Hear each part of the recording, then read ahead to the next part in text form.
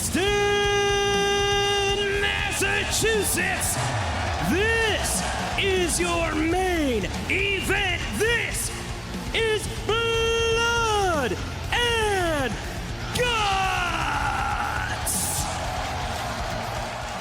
Two men will enter the cage for one 5-minute round. Every 3 minutes, another participant will enter the Blackpool Combat Club. Won the coin flip, they will have the man advantage. But the Blood and Guts match will officially begin after all 10 men have entered the cage. The winning team is determined by making one opponent submit or surrender. Introducing first, from the Blackpool Combat Club, he is the Ring of Honor World Champion, Claudio Castagnoli. A match like this can alter the course of a career, alter the course of a man's life. It takes a toll like no other match in our sport, Taz. Oh, definitely. I mean, this is something that is going to pick apart your body. That's what these type matches do, which essentially picks apart your career and the longevity of it, or whatever could be left of it. And that's what we're going to see go down in this. This is going to be barbaric. It's going to be graphic. It's going to be nasty, for sure. I was there for the first type of match that this was ever held. Guys came out not the same. Our main event, Blood and Guts, next on Dynamite. We are live from TD Garden in Boston, Massachusetts. The Blood and Guts match presented by Shark Week on Discovery. Claudio Castagnoli, the first man to enter the cage, starting things off for the Blackpool Combat Club. And his counterpart for the first 5 minutes will be this man. Making his way to the cage, he is from the Golden Elite. He is Kenny Omega.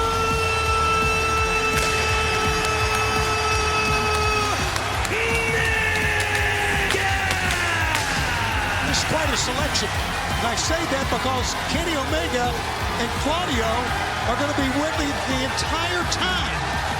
Taz, in a match like this, the opening participant for each side making the right choice is crucial for the point that Tony just laid out.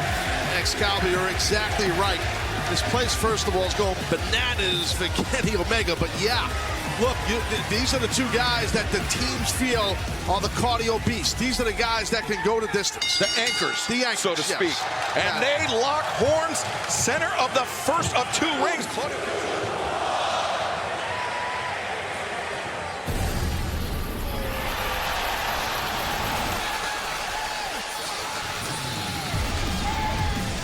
It was the 5th man. Approaching the cage next, he is a bastard.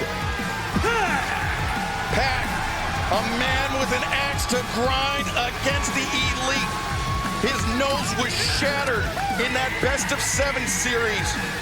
Late last year, Pac has not stepped foot inside an AEW ring in more than 7 months, and he is dead set on revenge. He is dead set on inflicting punishment on the Elite. Well, Kenny right now looking good, but he's going to have his hands full once Pac gets in this thing here in this cage. Yeah, Pac and Kenny Omega, I'm sorry, Taz, know each other quite well. It's going to be a 2-on-1 scenario, though. For the next 3 minutes, Kenny Omega could be in serious trouble. Oh, my God. He has his back turned. Pac, missile, drop kick. Boy, those strong legs. But not for long. We are seconds away from the second man from the Elite entering the cage. Talk about a man wants to fight.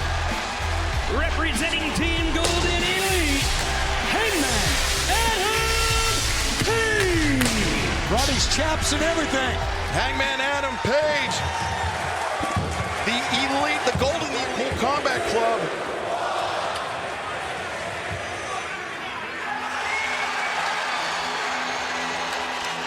Oh, brother. From the Blackpool Combat Club, Jon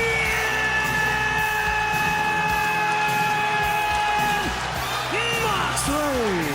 Taz, this does not bode well for the Golden Elite. No, it does not.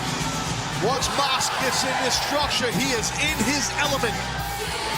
Tony, if there was a match in professional wrestling seemingly tailor-made for Jon Moxley, it is blood and guts. There is no question. I mentioned that earlier. That Jon Moxley! Oh, God, is that the screwdriver in his hand? This league desperately need whoever is coming out next.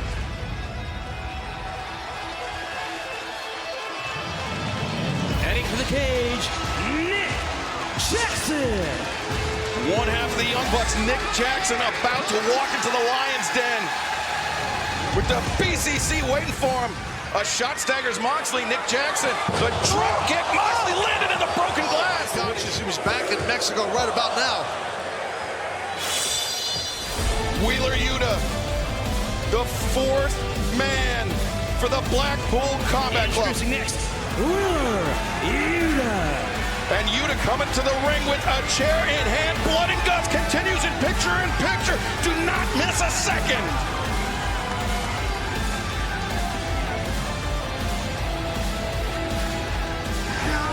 Meanwhile, guys, even with it being even right now, the Blackpool Combat Club's in charge of this match.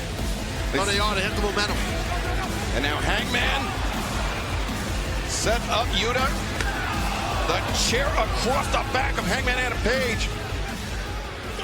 And Wheeler Yuta, we know he was injured. And that one continued to press the advantage. Kenny Omega trapped between the cage and the ring. Hangman Page and Nick Jackson at the mercy of Jon Moxley, Wheeler Yuta, Claudio Castagnoli, and Pac. From the Golden Elite, Matt Jackson.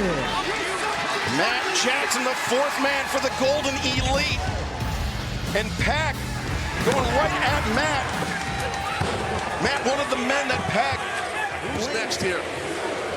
It will be for the Blackpool Combat Club, and it will be the man turned by Don Callis. And introducing Konosuke Takeshita. BCC, they're all bringing chairs out here. They're going to load that cage up with chairs. That's Takeshita. And Don Callis coming to the top of the ramp, eliciting even more boos from this TD Garden crowd in Boston. It's Takeshita spiking that chair to the face of Hangman Page. Oh boy, Wheeler's going to meet him. Introducing the final participant, the man who puts the golden in the Golden Elite, the Golden Star, Kota Ibushi.